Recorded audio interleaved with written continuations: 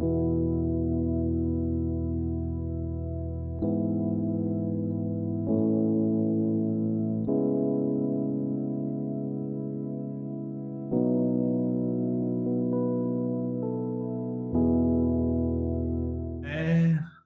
nous bénissons ton nom, nous louons ton nom, nous exaltons ton nom. Merci pour cette invitation de manger à ta table, car nous venons pour recevoir ta parole. Parle à quelqu'un, parle à mon âme, parle à un frère, parle à une sœur. Nous bénissons ta parole et nous la sanctifions. Donne-nous l'intelligence et la sagesse, dans le nom puissant de Jésus-Christ. Amen. Nous allons prendre nos Bibles dans le livre de Nombres, au chapitre 14. Nous allons lire les 9 premiers versets. Nombres, chapitre 14, les 9 premiers versets. Je lis la parole de l'Éternel. Toute l'assemblée éleva la voix et poussa des cris, et le peuple pleura pendant la nuit. Tous les enfants d'Israël murmurèrent contre Moïse et Aaron, et toute l'assemblée leur dit: que ne sommes-nous pas morts dans le pays d'Égypte, ou que ne sommes-nous morts dans ce désert? Pourquoi l'Éternel nous fait-il aller dans ce pays où nous tomberons par l'épée, où nos femmes et nos petits-enfants deviendront une proie? Ne vaut-il pas mieux pour nous retourner en Égypte et se dire l'un à l'autre: nommons un chef et retournons en Égypte? Moïse et Aaron tombèrent sur leur visage en présence de toute l'assemblée réunie des enfants d'Israël.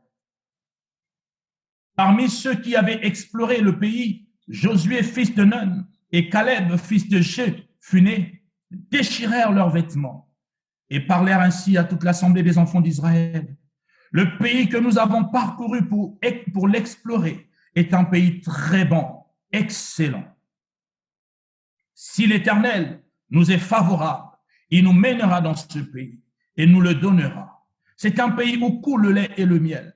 Seulement, ne soyez point rebelles contre l'Éternel et ne craignez point les gens de ce pays, car ils nous serviront de pâture. Ils n'ont plus d'ombrage pour leur couvrir. L'Éternel est avec nous, ne les craignez point. Alléluia. L'Éternel est avec nous, ne les craignez point. Que Dieu bénisse sa parole ce matin. Nous allons parler, le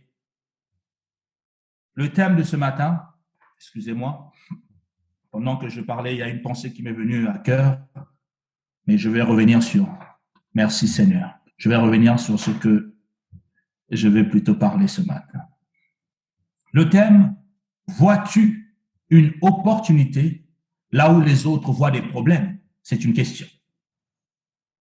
Vois-tu une opportunité là où les autres voient des problèmes? C'est la question qui nous est posée.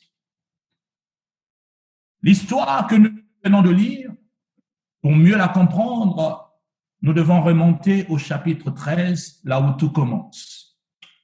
Dieu va parler à Moïse et dira à Moïse: Moïse, écoute, envoie 12 hommes d'aller explorer le pays de Canaan.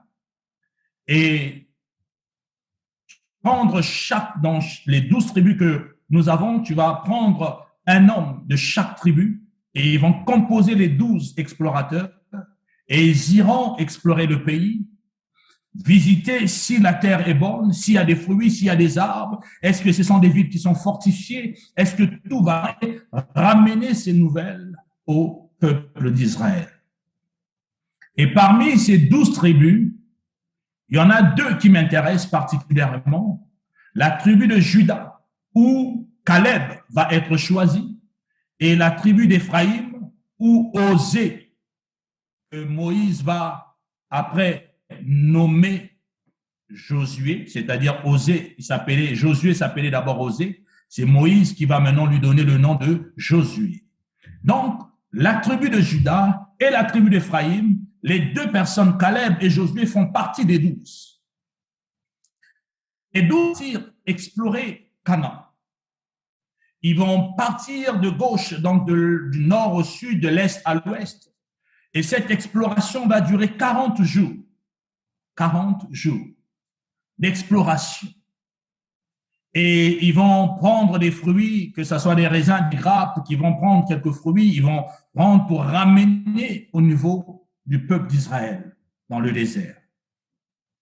Et après 40 jours, ils vont tous rentrer dans leur campement et vont venir rapporter et donc donner leur rapport. Leur conclusion de l'exportation qu'ils avaient fait, l'exploration plutôt qu'ils avaient fait, ils vont dire, en vérité, c'est un pays, et ça c'est la première conclusion qu'ils vont tous donner, c'est un pays qui coule, où coule plutôt le lait et le miel, un pays excellent, un pays bon, mais le peuple qui habite ce pays est puissant, les villes sont fortifiées et elles sont très grandes. Et ils vont rajouter, il y a des enfants d'Anak. Les enfants d'Anak, ce sont des géants. Et non simplement, il y a des enfants d'Anak, ils vont dire que, mais si nous allons à côté, de l'autre côté, il y a les Amalécites au niveau des montagnes. Nous avons aussi, non simplement les Amalécites, mais nous avons aussi des Hétiens, des Jébusiens, nous avons des Amoréens de l'autre côté de la montagne. Donc, c'est vraiment tout un pays, tout autour, ce sont nos ennemis. Et des hommes forts, des vaillants guerriers. Mais le pays de Canaan, là où on veut y aller, il y a des fils d'Anak, il y a des géants qui s'y trouvent. Ça, c'est la conclusion qu'ils vont donner. Et suite à cette conclusion, il y a Caleb qui va se lever au verset, donc au chapitre 13, toujours, au verset 30. Caleb va faire taire le peuple qui commençait à murmurer. Et Caleb va proclamer une parole. Il va dire non, montons, emparons-nous du pays, nous y serons vainqueurs. Ça, c'est Caleb. Caleb dit non, on peut y aller, on peut les vaincre et on va les vaincre. Allons. Mais la peur avait pris place. L'inquiétude avait pris place. Et le peuple commençait à murmurer. Et suite à ces murmures et à la réaction de Caleb, les 10 autres espions vont maintenant se lever et ils vont décrire ce que eux ils ont vu. Et au verset 32 du chapitre 13, leur description, ils vont plus mettre l'accent que le pays que nous avons parcouru, il dévore les habitants. Vous voyez maintenant le langage? Eux, ils disent, ils dévorent les habitants. C'est un pays qui est grand. Nous avons vu des hommes qui étaient vraiment de haute taille, des géants. Nous avons vu, et à leurs yeux, on était comme des sauterelles. On était infimes, on était des miniatures. Et ils vont donner une autre description. Et dans cette description, ils vont infuser la peur. Ils vont infuser l'inquiétude. Ils vont infuser la défaite. Ils vont infuser quelque chose d'impossible. En réalité, oui, nous sommes allés, mais nous ne pourrons point prendre cette nation ou ce pays. Et nous arrivons dans notre chapitre 14 et les 9 versets que nous venons de lire. Vois-tu une opportunité là où les autres voient des problèmes?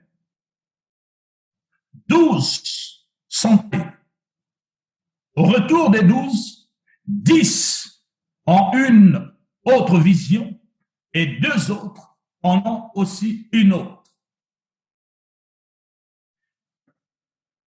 Le premier point ou l'enseignement que nous pouvons tirer ici, quelle est la vision que tu as des choses qui t'arrivent? Quelle est la vision que tu as des choses qui t'arrivent? Pourquoi? Parce que la vision est très importante. La vision est très importante. Et d'ailleurs, l'enseignement que nous pouvons tirer, c'est que toi et moi, nous devons avoir la vision de l'aigle. Quand on dit avoir la vision de l'aigle, pourquoi? Parce que premièrement, l'aigle a une vision qui est 4 à 8 fois plus mieux que la vision de l'homme. Et l'aigle est capable de percevoir depuis plus d'1 kilomètre, à peu près 1 kilomètre, un objet de 10 centimètres simplement. L'aigle est capable de percevoir de loin une chose que l'œil humain ne peut percevoir. La vision est une chose fondamentale dans la décision de comment est-ce que tu vois les choses, de comment est-ce que tu interprètes les choses.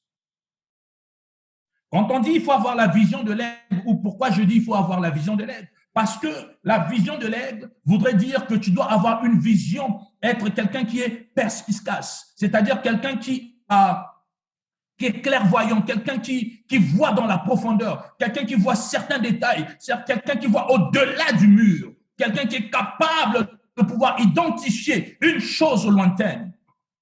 Ce qui fait défaut dans la vie des enfants de Dieu, où nous avons le même langage que les 10 autres, parce que nous n'avons pas une vision lointaine et nous n'arrivons pas à regarder avec l'œil du Seigneur, mais nous regardons avec les yeux humains. Quand nous regardons avec les yeux de Dieu, bien aimés, nous n'avons pas le même langage. Nous n'avons pas la même interprétation des choses. Nous n'avons pas la même façon de raisonner parce que j'ai une autre vision des choses. La vision est très capitale dans la manière dont je veux interpréter les choses dans ma vie. Parce que si je vois rouge, je te dirai je vois rouge. Même si tu me dis que c'est blanc, mais le fait que je vois rouge, cela va envoyer un message en moi et tout en moi va maintenant interpréter les choses selon cette couleur que je viens de voir. La vision est très capitale dans la manière dont moi je veux interpréter les choses. Et je dirais même, la vision elle-même n'est pas suffisante parce que dans la vision, il faut que tu associes ce qu'on appelle le courage, c'est très important dans la vision, et l'endurance que tu dois ajouter dans la vision. Pourquoi je dis le courage et l'endurance? Toujours en prenant l'exemple de l'aigle. Dans Ésaïe chapitre 40, le verset 31, et la Bible nous montre que dans l'aigle, il y a ce qu'on appelle l'endurance, il y a ce qu'on appelle le courage. Parce que la Bible dit ceci, je vais lire le verset. Mais ceux qui se confient en l'Éternel renouvellent leur force. Ils prennent le vol comme les aigles. Ils courent et ne se lassent point. Ils marchent et ne se fatiguent point. Le courage, l'endurance, qui ne se fatigue point. Il n'abandonne pas. Et tu dois avoir une vision bien aimée. Mais ta vision, tu dois l'avoir dans le Seigneur. Sinon, les circonstances qui t'arrivent dans la vie, c'est pour cela que vous constatez, les enfants d'Israël, ils ont commencé à murmurer, ils ont commencé à se plaindre devant une difficulté qui s'est présentée à eux, devant une situation qui s'est présentée à eux. La peur, ils ont oublié, parce que la vision t'emmènera à te souvenir de là où Dieu avait intervenu dans ta vie. La vision t'emmènera à te souvenir qu'un jour, Dieu m'avait sorti de toute situation. Les enfants d'Israël ont oublié que Dieu avait ouvert la mer Rouge. Et avant même la mer Rouge, et le Seigneur était en train de m'enseigner, je crois que le mois de mai ou je ne sais pas, le mois de juin, que Dieu fasse grâce, on va avoir une série de prières pendant au moins 10 jours de prière.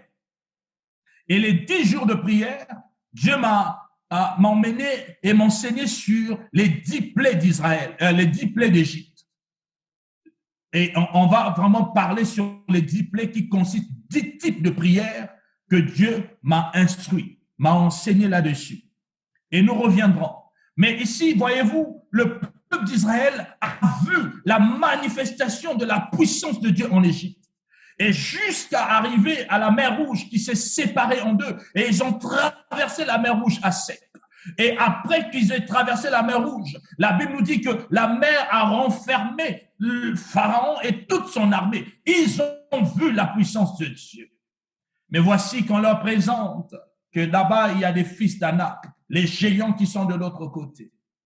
Là-bas, c'est une ville qui est vraiment fortifiée, les grandes villes. Et ceux qui vont là-bas, ils meurent. Ils ont commencé à avoir la vision de leur capacité. Chaque fois, bien aimé, que tu auras la vision sur tes propres capacités, cela va te tromper. Chaque fois que tu vas avoir la vision, parce que tu comptes sur les hommes, cela va te tromper. Chaque fois que tu auras la vision, parce que tu penses sur tes compétences, sur ton intelligence, sur la capacité que tu as, cela va te tromper.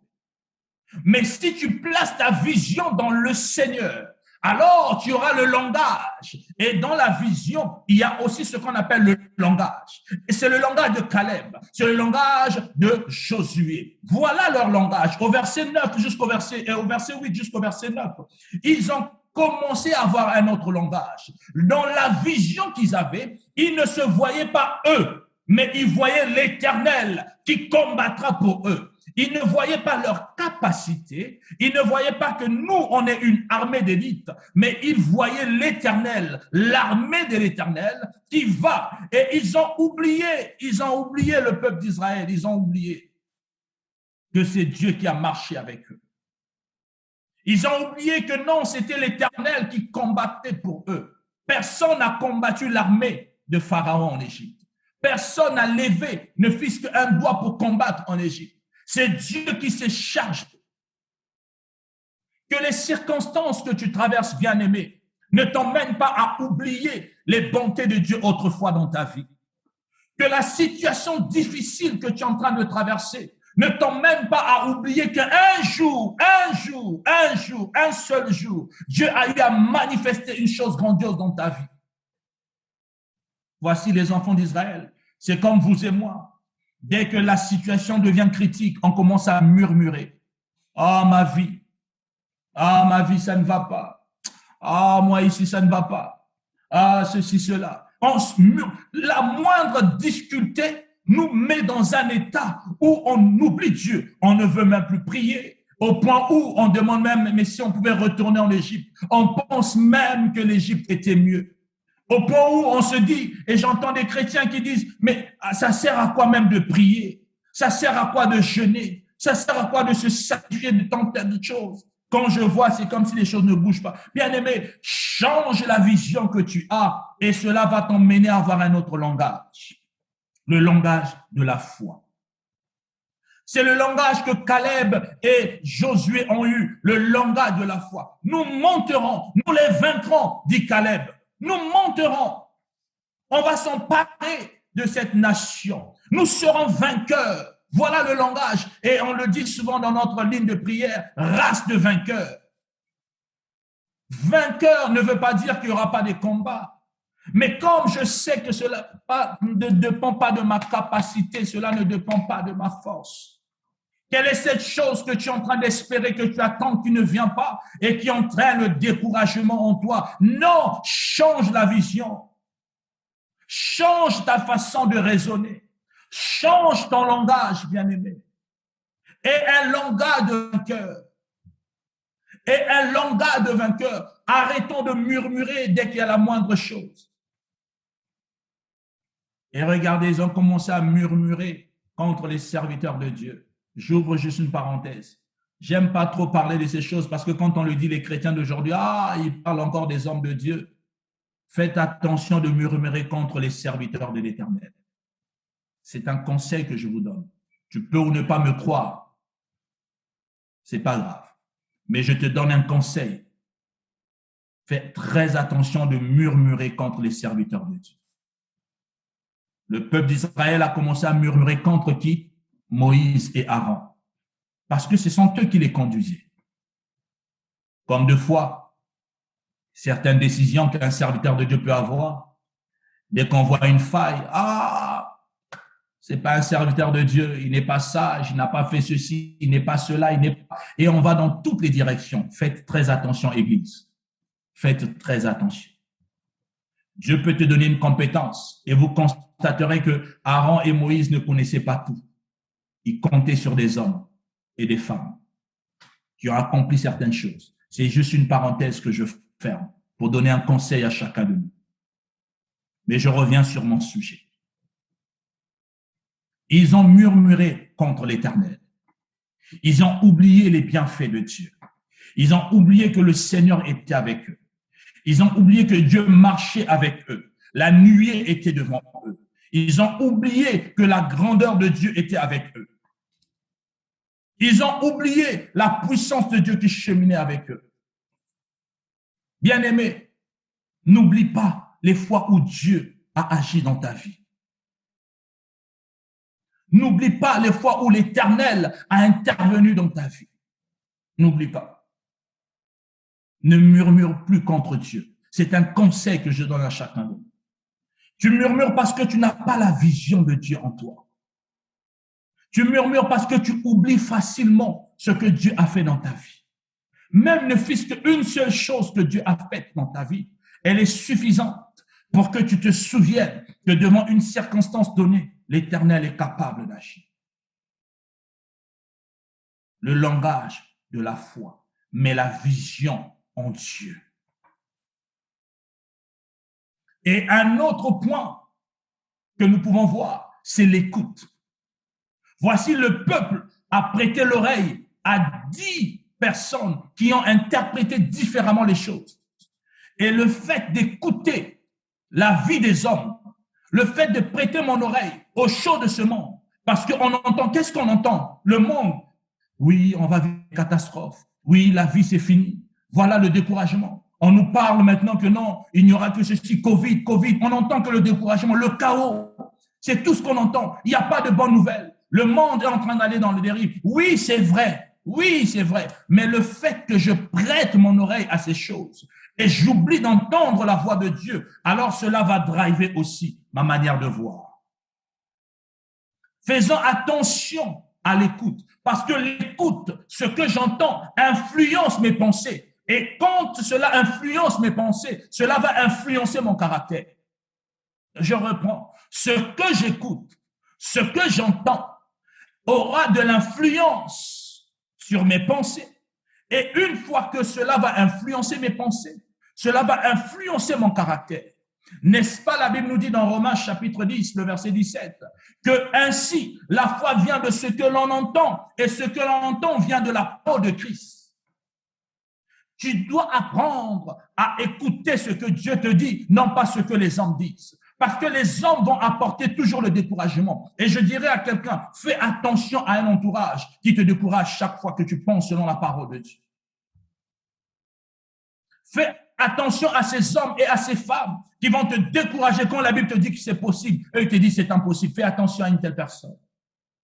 Fais attention à ces gens qui pensent que non, ta vie ne peut jamais aller de l'avant. Non, oublie. Non, c'est déjà trop tard. Il n'est jamais trop tard pour un enfant de Dieu. Même si j'ai perdu aujourd'hui, Dieu est capable de me le restaurer. Dieu est capable de me la donner. Dieu est capable de m'emmener. C'est le temps des hommes qui est trop tard. Mais notre Dieu, il n'est jamais trop tard. Et le langage de la foi et l'écoute de la foi, bien-aimé.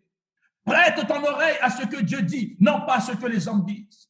Nous avons l'entourage qui nous décourage. Les 10 sont revenus. Voilà le langage qu'ils ont eu. Ils ont parlé et le peuple d'Israël a prêté attention à ce que les 10 ont dit. Et ils ont eu peur. Ils ont commencé à trembler et ils ont commencé à murmurer. Parce que le fait que tu écoutes les choses qui ne viennent pas de Dieu vont te pousser à murmurer, vont te pousser. Et le diable utilise les pensées. Le diable utilise les pensées pour nous emmener à se rebeller contre Dieu. Comment est-ce qu'on se rebelle contre Dieu? C'est pas que tu n'aimes pas Dieu. Si tu aimes toujours Dieu. Mais comment tu te rebelles? Tu te rebelles parce que tu commences à murmurer. En fait, murmurer, c'est douter de Dieu.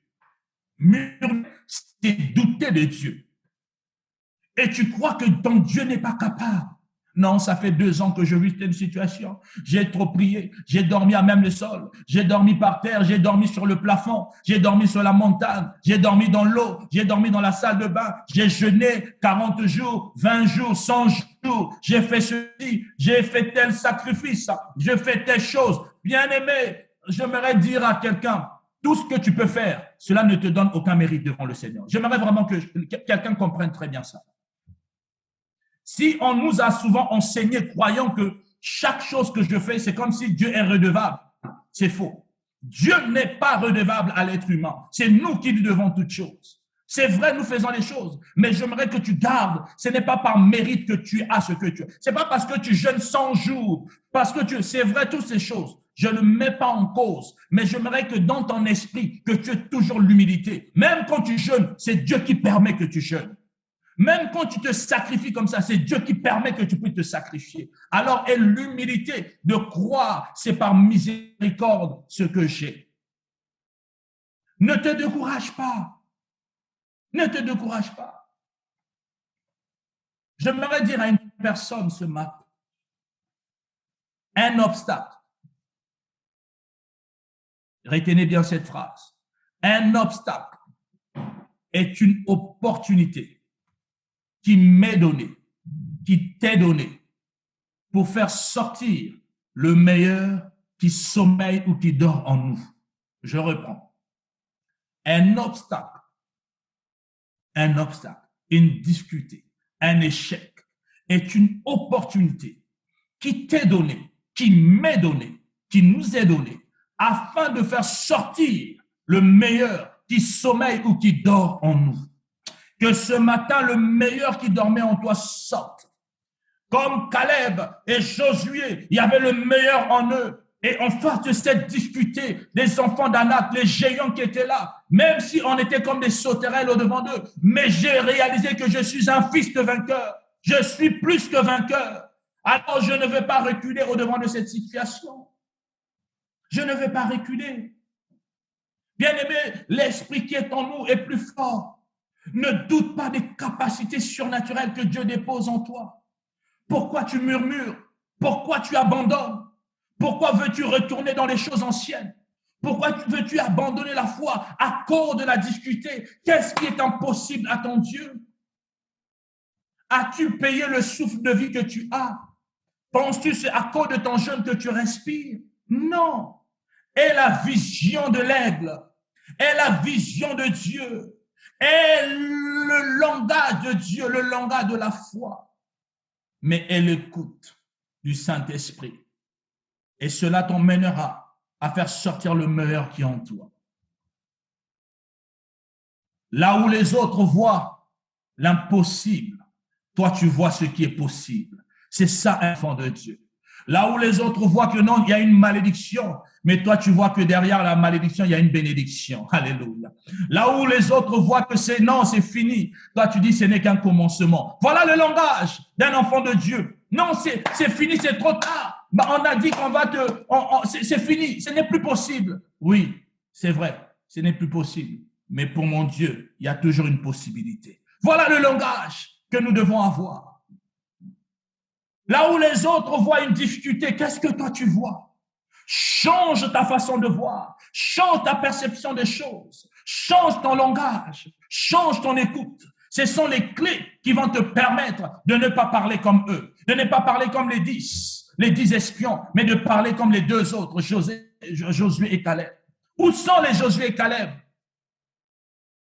Où sont les Josué et Caleb? Dieu est capable d'agir dans ta vie. Oh, je veux parler à une personne qui se lamentait, qui croyait que Dieu l'avait abandonné. Ton Dieu ne t'a pas abandonné, mon frère. Ton Dieu ne t'a pas abandonné, ma sœur. Il n'est pas trop tard. La situation que tu vis, moi, je viens te parler le langage de Josué. Je viens te parler le langage de Caleb. Je te dis que c'est possible et que Dieu est capable d'agir dans ta vie. Dieu est capable de faire tout ce qu'il dit, il fera. Il accomplira toutes ses promesses envers toi. Garde ta foi en Dieu, il ne t'abandonnera pas. Il fera. Dieu est capable de faire dans ta vie.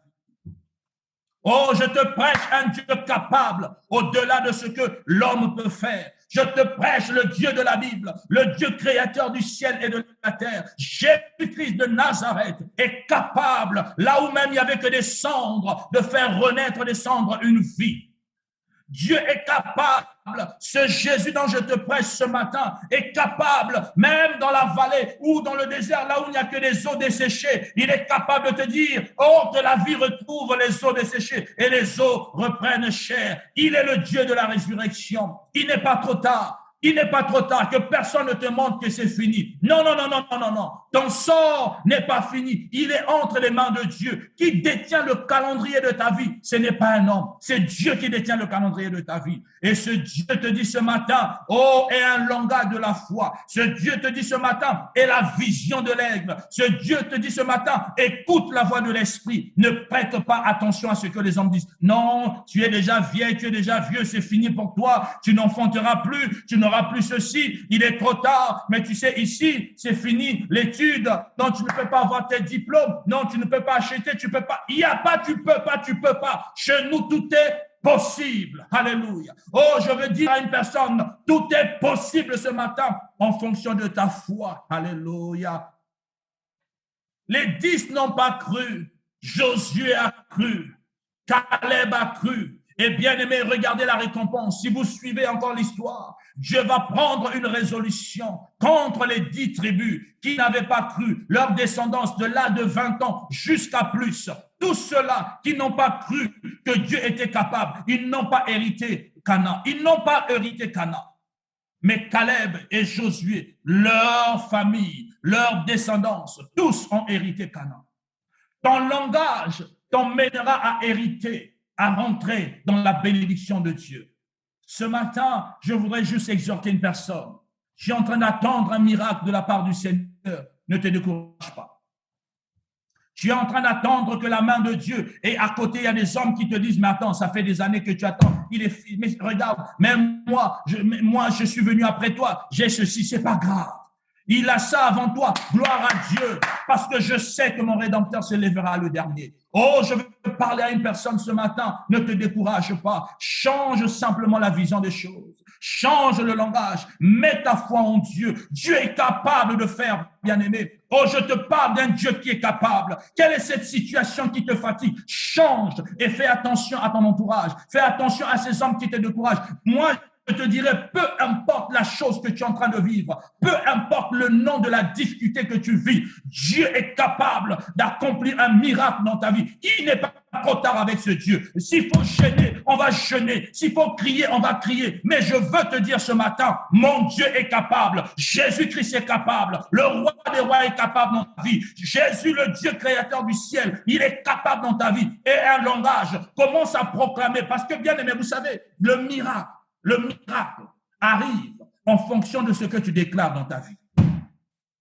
Je reprends. Le miracle arrive en fonction de ce que tu déclares dans ta vie. Comme je l'ai dit, nous allons parler pendant le mois de mai ou le mois de juin. On aura 10 jours consécutifs de prière où chaque jour on va prier selon les 10 plaies. Et j'ai compris une chose, chaque miracle s'opérait quand Moïse élevait quelque chose. Ah, que ce matin, tu libères une parole. Bénis ta propre vie ce matin. Dis que c'est pas fini dans ta vie. Là où tu es, commence à déclarer toi-même. Dis, Seigneur, c'est pas fini. Il n'est pas trop tard. C'est pas encore fini. Mon Dieu, tu vas agir. Oui, je proclame que la situation va se débloquer. Et je suis en train de dire à une personne, si tu le crois, cela arrive dans ta vie. Si tu crois comme Josué, si tu crois comme Caleb, aujourd'hui les choses bougent dans ta vie. Je viens simplement sonner la trompette et te dire, c'est possible. Si tu saisis la parole de l'Éternel, si tu entends, parce que la foi vient de ce que l'on entend, et la parole que je suis en train de te dire, ce n'est pas ma parole. Je ne te prêche pas ma parole à moi, parce que je ne peux rien pour toi, mais je te prêche celui qui est la parole. Non pas celui qui envoie, mais celui qui est la parole, Jésus-Christ de Nazareth.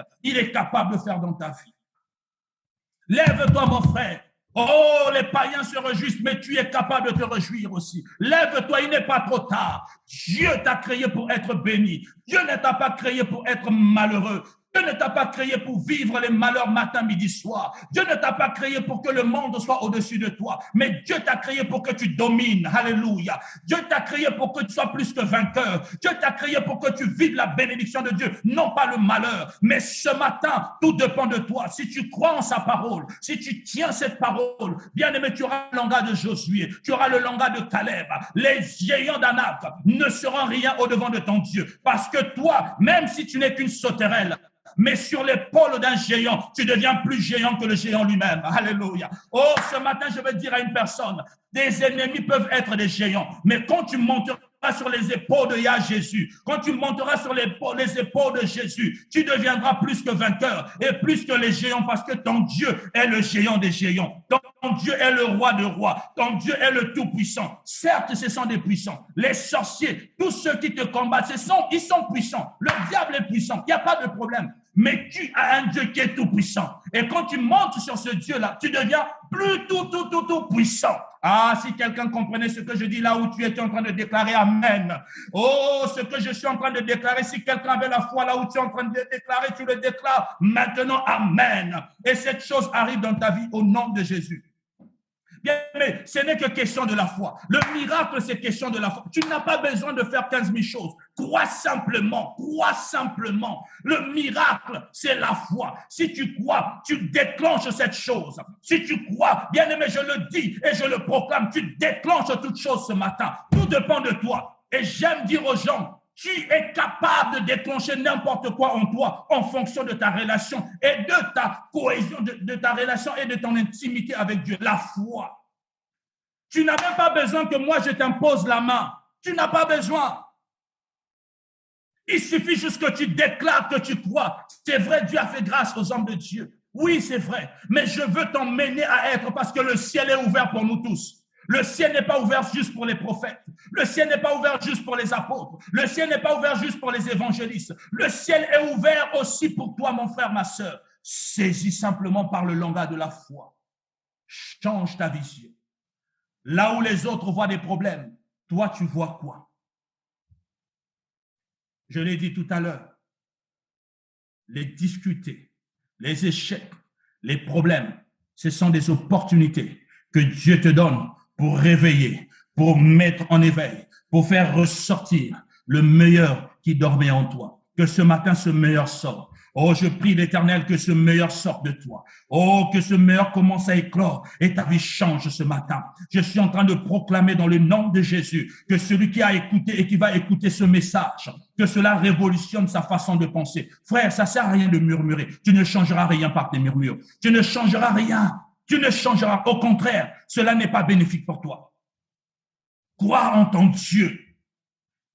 Peu importe la circonstance, même quand tu sens que tu as tout perdu, même si tout s'écroulait autour de toi, même si on t'emmenait en prison, même si on te jetait quelque part, même si on t'a fermé la porte et on t'a envoyé la lettre que c'est fini, tu as la lettre et l'attestation, ce n'est pas grave. Ton Dieu est au-dessus de tout. Il est capable. Oh Jésus, Jésus, Jésus, Jésus, Jésus. Oh ce Dieu, même quand le monde a déjà acclamé, le monde t'a déjà enterré, mais lui il est capable. Le Dieu de la résurrection, le tombeau est vide. Ce matin, je veux te dire, tout est possible. Le monde a cru que c'était fini. On l'a crucifié, c'est fini. C'est fini. Enterré, c'est fini. Ce n'est jamais fini avec notre Dieu. Alléluia. Ce n'est jamais fini. Oh, il n'est pas trop tard, ma sœur. Toi qui espères en quelque chose, toi qui attends. Oh oui, on te le dit tous les jours. Tu vas me dire, mais Seigneur, on me le dit, on me le dit, on me le dit. Crois simplement. C'est pas toi qui vas le faire. Ce n'est même pas la personne qui te dit qui va le faire. Comment Dieu va le faire, c'est son problème. Moi, je ne réfléchis pas comment Dieu va le faire. Moi, je ne réfléchis pas comment ça va se passer. Ce que je sais, ça va avoir lieu. C'est tout ce qui m'importe. Le comment, c'est l'affaire de Dieu. Si je commence à expliquer comment Dieu va accomplir un miracle, je suis un sorcier. C'est faux, un magicien. Parce que les magiciens savent, le démon leur dit comment ça va se faire. Mais toi et moi, nous n'avons pas cette connaissance de comment. Une chose est sûre, notre Dieu le fera. Qu'il vente, qu'il neige, qu'il pleuve, Dieu le fera. Je veux te réveiller, toi qui étais abattu ce matin. Je veux te réveiller, toi qui étais découragé. Toi qui commençais à avoir le langage des gens, non, ma vie est une malédiction. Ma vie, ça ne va pas. Ça fait des années. Moi, j'enfante pas. Moi, je n'ai pas ceci. Moi, j'ai pas de travail. Moi, je n'ai pas cela. Moi, je ne me marie pas. Moi, ça ne va pas. Moi, le travail. Moi. Frère, ma sœur, ce n'est pas ça le langage d'un enfant de Dieu. Et le langage de la foi, ça ne va pas. Oui, ça ne va pas. C'est pas grave. Mais ça va aller. Dieu va faire. Je me lève. Et je le sais, et je le proclame, et je bénis ma vie, parce que tu es le prophète et la prophétesse de ta vie. Bénis ta vie, frère. Il n'y a pas mieux que toi qui pourra bénir ta vie que toi-même. Bénis ta vie, parce que le Saint-Esprit est en toi. L'Esprit de l'Éternel est sur toi. Là où tu es, tout dépend simplement de la foi. Tout dépend de la foi.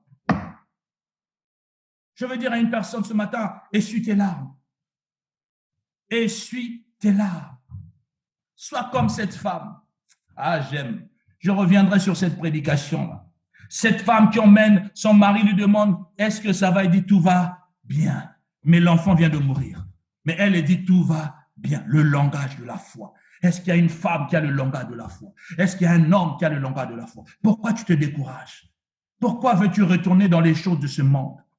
Pourquoi veux-tu comparer des choses de ce monde avec ton Dieu? Penses-tu que ton Dieu t'a abandonné? Non, il ne t'a jamais abandonné, mon frère, ma soeur. Non, même dans ton état de péché, j'aimerais dire à une personne, Dieu ne t'a jamais abandonné. Même quand toi, tu as négligé son œuvre, lui ne t'a jamais abandonné. Tu es gravé sur la paume de ses mains, nous dit Ésaïe 43. Tu es gravé, et c'est gravé, tu es gravé. Ne va pas enlever, parce que lui, tu es là, à moins que toi-même tu ailles enlever ton nom là-dessus. Mais son amour, ce matin, te dit, il est capable de faire. Garde la foi en Dieu. Je prie que tu ne te décourages pas. Arrête de murmurer devant l'Éternel. Sois patient, patiente. Ce qu'il t'a promis, il accomplira. Il le fera. Relève-toi et affermis tes pas. Que le Seigneur te bénisse ce matin. Toi qui as suivi ce message, ou toi qui suivras ce message. Père, je prie que tu puisses relever une âme, que tu puisses fortifier quelqu'un. Je prie, Seigneur, que ton esprit parle à une personne, que je n'ai plus ce langage de découragement, ce langage de murmure, ce langage où tout semble être vraiment une défaite pour moi, mais que j'ai un autre langage ce matin dans le nom de Jésus. Change ma perception, Père. Change mon entendement. Change, mon raisonnement. Que je sois un vase qui va te louer chaque instant de ma vie à cause de tes merveilles. Bénis quiconque aura suivi ce message. Bénis ton peuple ce matin et sanctifie-le. Comble-le, Père, et ta grâce abonde dans la vie de chacun. Souviens-toi de celui qui est tombé, relève-le et affermis ses pas. Au nom puissant de Jésus-Christ de Nazareth, nous t'avons prié ce matin et nous te disons tous Amen.